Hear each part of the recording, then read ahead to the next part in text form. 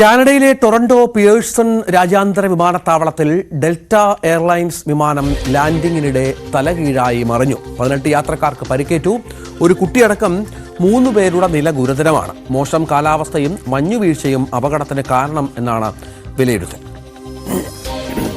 The facts of the matter around this event that happened at approximately 2:30 p.m. is Delta Airlines Flight 4819 from Minneapolis to Toronto, operated by subsidiary Endeavour Air, was involved in a single aircraft accident upon landing at Toronto Pearson. The plane was carrying 4 crew and 76 passengers, among them 22 Canadians. The other passengers were multinational. Airport emergency workers mounted a textbook response, reaching the site within minutes and quickly evacuating the passengers.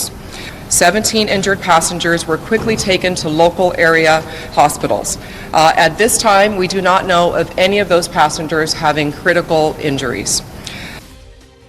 Sajimon Antony വിവരങ്ങൾ പങ്കുവെക്കും. സജിമോന് 80ഓളം യാത്രക്കാരാണ് വിമാനത്തിലുണ്ടായിരുന്നത്.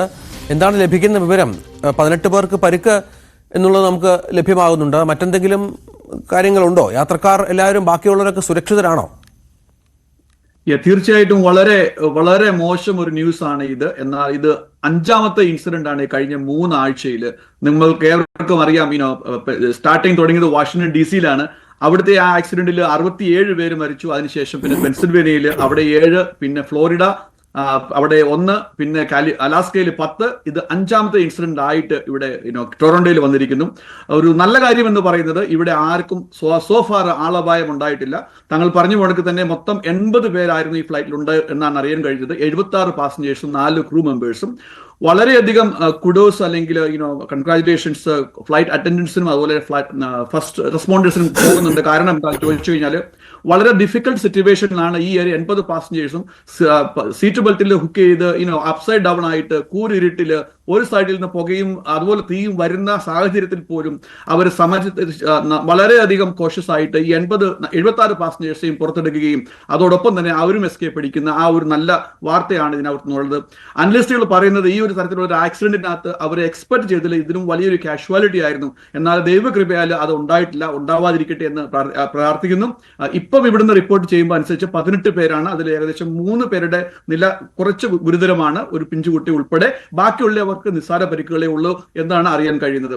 Unfortunately ഈ 3 ആഴ്ച മുമ്പ് പറഞ്ഞ കണക്ക് തന്നെ വളരെയധികം നിരാശാജനകമാണ് air travels. ഈ 5 ആക്സിഡന്റും ഒന്നിനോട് സാമ്യപ്പെടുത്താൻ നമുക്ക് പറ്റത്തില്ല അനലിസ്റ്റുകളുടെ അല്ലെങ്കിൽ എക്സ്പേർട്ടുകളുടെ അടിസ്ഥാനത്തിൽ. എന്നാൽ ഓരോരോ റീസൺ കാരണം ഇത് വരികയാണ്. അറിയാൻ കഴിയുന്നത് 40 മൈൽസിൽ വേഗത്തിൽ ശക്തമായ കാറ്റുണ്ടായിരുന്നു ഈ ഒരു ആക്സിഡന്റ് നടക്കുന്ന സമയത്ത്. അതോടൊപ്പം അതിശക്തമായ മഞ്ഞുവീഴ്ചയും ഉണ്ടായിരുന്നു.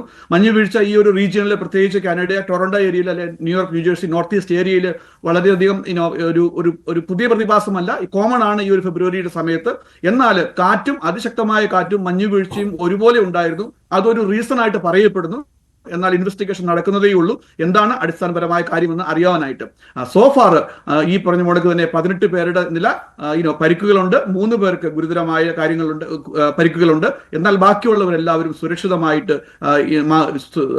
സുരക്ഷിതമായിട്ട് തന്നെ രക്ഷപ്പെട്ടു എന്നുള്ളതാണ് ഇവിടുന്ന് റിപ്പോർട്ട് ചെയ്യാനുള്ളത്. സജീവന്, ഇവിടെ നമുക്കറിയാം, താങ്കൾ പറഞ്ഞതുപോലെ ഒരാഴ്ചക്കുള്ളിൽ നിരവധി അപകടങ്ങൾ അവിടെ സംഭവിക്കുന്നു. ഈ മോശം കാലാവസ്ഥയാണോ വില്ലനാകുന്നത്? ഈ കാലാവസ്ഥ അവിടെ പുതിയ കാര്യമല്ല, പക്ഷെ അപകടങ്ങൾ വർദ്ധിക്കുന്ന സാഹചര്യം എങ്ങനെ ഉണ്ടാകുന്നു ഈ കാലാവസ്ഥയ്ക്കപ്പുറം? അതിൽ ഏറ്റവും കൂടുതലായിട്ട് പറയുകയാണെങ്കിൽ ഏറ്റവും ഡിബേറ്റ് ചെയ്യപ്പെട്ടത് വാഷിംഗ്ടൺ DC-യിൽ 3 ആഴ്ച മുമ്പ് നടന്ന ആ അപകടമായിരുന്നു. അമേരിക്കൻ എയർലൈൻസ് ഡയറക്റ്റ് ക്ലാഷ് ചെയ്തത് ബ്ലാക്ക് ഹെലികോപ്റ്ററുമായിട്ട്. ഡീറ്റെയിൽസ് അറിയാൻ കഴിഞ്ഞിട്ടില്ല. എന്നാൽ ഇതുവരെയുള്ള ഒരു ഇൻഫർമേഷൻ വെച്ച് നോക്കുകയാണെങ്കിൽ അത് ബ്ലാക്ക് ഹെലികോപ്റ്ററിന്റെ കാലിബറിന്റെ ആ ഒരു റീഡിങ്ങിന്റെ ടെക്നിക്കൽ ഇറർ ആയിട്ടാണ് ഇതുവരെയുള്ള ഒരു ഇൻഫർമേഷൻ വരുന്നത്. എന്നാൽ അലാസ്കയിലേക്ക് പോയ വിമാനം അവിടെ അതിശക്തമായ മഞ്ഞുവീഴ്ചയിൽ പെട്ടാണ് ട്രാപ്പിലായത് എന്നാണ് അറിയാൻ കഴിഞ്ഞത്. അവിടെ 10 പേരുടെ മരണത്തിന് കാരണമായത് അലാസ്ക എയർലൈൻസ് ട്രാജഡിയും അതുപോലെ തന്നെ ഫ്ലോറിഡയിൽ നടന്ന ട്രാജഡിയും. ഒരാൾ പൈലറ്റാണ് മരിച്ചത്. അത് ഒത്തിരിയധികം റിപ്പോർട്ട് ചെയ്ത കാര്യങ്ങളല്ല. എന്നാൽ അതിനുശേഷം നടന്നത് ഫിലഡൽഫിയയിലാണ് വന്നത്. അത് വളരെയധികം റിപ്പോർട്ട് കിട്ടി. കിട്ടിയിരുന്നു. കാരണം അതൊരു ആവാസ മേഖലയിലേക്കാണ് വന്നു വീണത്, കത്തി വീണത്. അപ്പം അതിനകത്ത് 6 പേര് എയർലൈനിൽ നിന്നും ഒരാള് അവിടെയുള്ള ആവാസ മേഖലയിൽ നിന്നുള്ള അപകടപ്പെട്ടിരുന്നു. അപ്പോൾ ഈ ഓരോരോ കാരണങ്ങളാണ് ഓരോ ഇൻസിഡന്റിനും വന്നിരിക്കുന്നത്. എന്നാൽ ഇവിടുത്തേത് ഒന്നും കൂടെ ഒരു ലോജിക്കലി നമ്മളിപ്പോൾ നോക്കുകയാണെങ്കിൽ നമുക്ക് എല്ലാവർക്കും കാണാം 40 മൈലിൽ അധികമായുള്ള ഒരു സ്പീഡ് കാറ്റാണ് അത്. അപ്പൊ അത് അതിശക്തമായ ഒരു കാറ്റാണ്. അതോടൊപ്പം തന്നെ മഞ്ഞ് വീഴ്ച തുടർന്നുകൊണ്ടിരിക്കുകയാണ്. കഴിഞ്ഞ ഒരാഴ്ചയായിട്ട് വളരെയധികം സിവിയർ കാലാവസ്ഥയാണ്. അത് കാനഡയിൽ മാത്രമല്ല, ഈ ടൊറന്റോ ഏരിയയിൽ മാത്രമല്ല, നോർത്ത് ഈസ്റ്റ് ഏരിയ മൊത്തം ആ ഒരു സിറ്റുവേഷനിലാണ്. ഇന്നലെ മിനിങ്ങാന്നൊക്കെ ആണെങ്കിൽ മിക്സ് ആയിരുന്നു. മിക്സ് എന്ന് പറഞ്ഞാൽ ഒരു തരത്തിൽ ശക്തമായ റെയിന്, ഒരു സൈഡിൽ കൂടെ ശക്തമായ കാറ്റ്, അതോടൊപ്പം ശക്തമായ മഞ്ഞ് വീഴ്ച. അങ്ങനെ ഈ മൂന്നിന്റെയും ഇവിടെ ഒരു പ്രതികൂല കാലാവസ്ഥയുടെ സമ്മിശ്രമായിരുന്നു കാലാവസ്ഥ എന്ന് നമുക്ക് പറയാൻ കഴിയും ആ സമയങ്ങളിൽ. തീർച്ചയായും അതാണ് സാഹചര്യം. ഏതായാലും വലിയൊരു അപകടം, അതായത് കഴിഞ്ഞ 2 ആഴ്ച മുൻപുണ്ടായ അപകടത്തിലൊക്കെ മരണങ്ങൾ സംഭവിച്ചിരുന്നു. പക്ഷേ ഇത്തവണ 17 പേർക്ക് പരിക്കുണ്ട്. അതിൽ 3 പേരുടെ നില ഗുരുതരമാണ് എന്നുള്ള വാർത്തകൾ മാത്രമാണ്. 80ഓളം യാത്രക്കാരുണ്ടായിരുന്ന വിമാനത്തിൽ ബാക്കിയുള്ള യാത്രക്കാർ രക്ഷപ്പെട്ടു.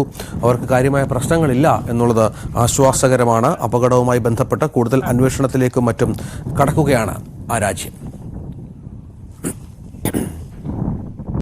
സജിമോൻ ആന്റണിയാണ് വിവരങ്ങൾ പങ്കുവച്ചത്.